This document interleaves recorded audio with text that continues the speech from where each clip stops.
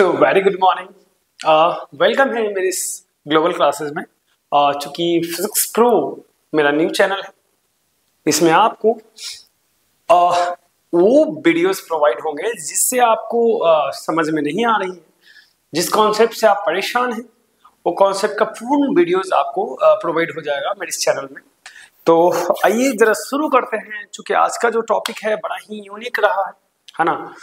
आज हम जिस टॉपिक को हम लोग पढ़ने वाले हैं वो टॉपिक है हमारा, जो समझिएगा, ओम्स लॉ। ठीक है, ओम्स लॉ को हम लोग पढ़ेंगे और समझेंगे कि क्या ओम्स लॉ कहना चाहता है। आइए तो देखते हैं the concepts of Ohm's law क्या हो सकता है। तो इसको थोड़ी सी ब्राइटनेस को अगर सही कर ली जाए तो मजा आ जाएगा। Okay, let us start the concept of Ohm's law.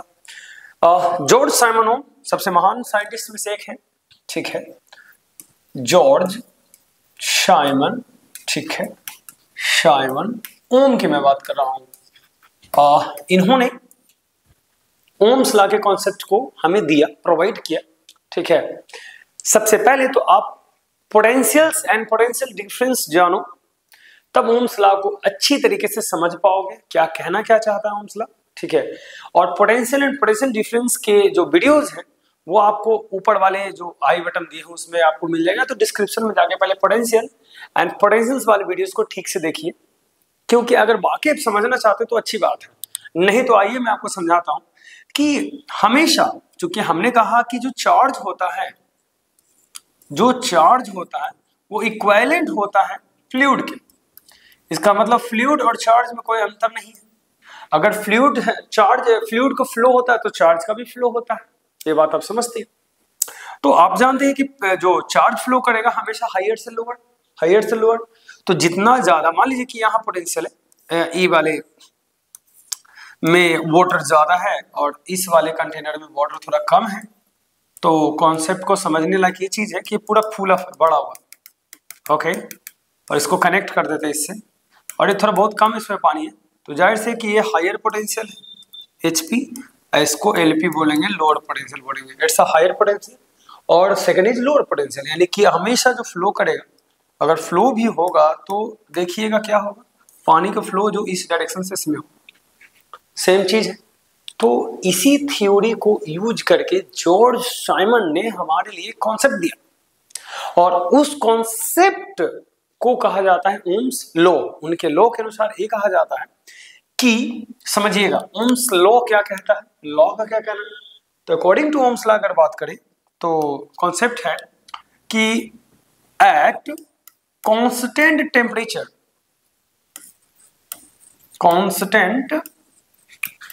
की मैं बात कर रहा हूं, एट कांस्टेंट टेम्परेचर, समझिएगा, द करेंट क्या हो जाएगा, द करेंट फ्लोइंग, ठीक है, flowing in conductor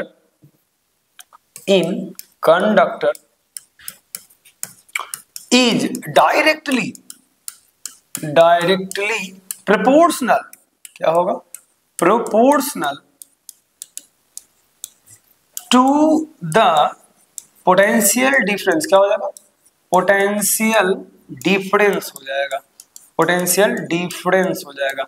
यानी कि मतलब, कहने का मतलब ये हुआ कि ओम्स लॉ साफ कहना चाहता है कि जितना ज्यादा पोटेंशियल का डिफरेंस होगा उतना तेजी से करंट का फ्लो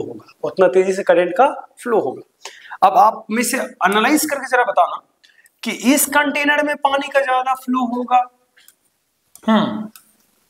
दोनों कंटेनर सेम, कॉन्सेप्ट को समझिएगा, कंटेनर की ऊंचाई भी उतना ही है दोनों केसेस में, दोनों बिल्कुल सेम है, छोटा ये भी है, इसमें पानी यहां तक भरा हुआ है, पूल एक खाली लीजिए बेटर रहेगा, और इसमें पानी यहां तक भरा हुआ है, थोड़ा सा इसमें पानी ले सकते हैं। अब बताना है कि जो पानी का जो फ्लो होगा, पानी का अगर मान लीजिए कि फ्लो अगर हो रहा है, पानी अगर फ्लो हो रहा है, ऐसे फ्लो होके जा रहा है, तो किसमें पानी का फ्लो तीव्र गति से होगा, बी वाले सेक्शंस में कि ए वाले सेक्शंस में। कमेंट में नीचे मेंशन कीजिएगा कि किस में पानी का फ्लो ज्यादा होता है। मैं आपका नाम मेंशन करूंगा, ठीक है। तो इसमें ज्यादा हो कि इसमें ज्यादा हो, तो कहने का मतलब है कि इसमें हायर पोटेंशियल है और इसमें क्या है, लोअर पोटेंशियल है, लोअर पोटेंशियल है। और सर समझिएगा कि इसमें बहुत कम पोटेंशियल है कंपैरिजन टू इसकी, इन दोनों कंपैरिजन में। इसका मतलब इसमें ज्यादा फ्लो होगा, इसमें कम फ्लो होगा। इसी थ्योरी को जॉर्ज साइमन ने समझा, इसी थ्योरी को जॉर्ज साइमन ने समझा और उन्होंने डिफाइन किया कि इसका मतलब ये होता है कि डिफाइन किया, इसका मतलब ये होता है कि जो करेंट जो अगर एट द कांस्टेंट टेम्परेचर, क्योंकि टेम्परेचर अगर बढ़ा दिएगा तो रेजिस्टेंस बढ़ जाता है ना, तो इसलिए हम लोग टेम्परेचर को यहाँ कांस्टेंट कंसिडर किए हैं। दैट मीन्स कि आई का वैल्यू किससे वेराइज करता है, भी से वेराइज करता है, यानी कि आई का जो वैल्यू होगा किससे, भी से, समझेगा। दूसरा पॉइंट ले लेते हैं, तो दैट मीन्स कि जब आई डायरेक्टली प्रोपोर्शनल भी लिख सकते हैं तो भी डायरेक्टली प्रोपोर्शनल तो आई भी तो लिख सकते हैं ना, ठीक है। इसको बराबर करने के लिए हम आर लगा देते हैं, क्या लगा देते हैं, आर, आर आई। अब आर जो होगा प्रोपोर्शनलिटी कांस्टेंट होगा, प्रोपोर्शनलिटी कांस्टेंट होगा, क्या होगा, कांस्टेंट होगा। चलिए लिखते इसलिए चलते क्योंकि आपको याद हो जाएगा, ठीक है। आर को कहते क्या है, रेसिस्टेंस बोलते हैं, क्या बोलते हैं, रेसिस्टेंस बोलते हैं। रेसिस्टेंस ये है क्या, it is the property of wire, property of conductor, property of conductor, किसी कंडक्टर की प्रॉपर्टी है, कंडक्टर दैट ऑब्स्ट्रक्ट, क्या करता है, ऑब्स्ट्रक्ट द फ्लो ऑफ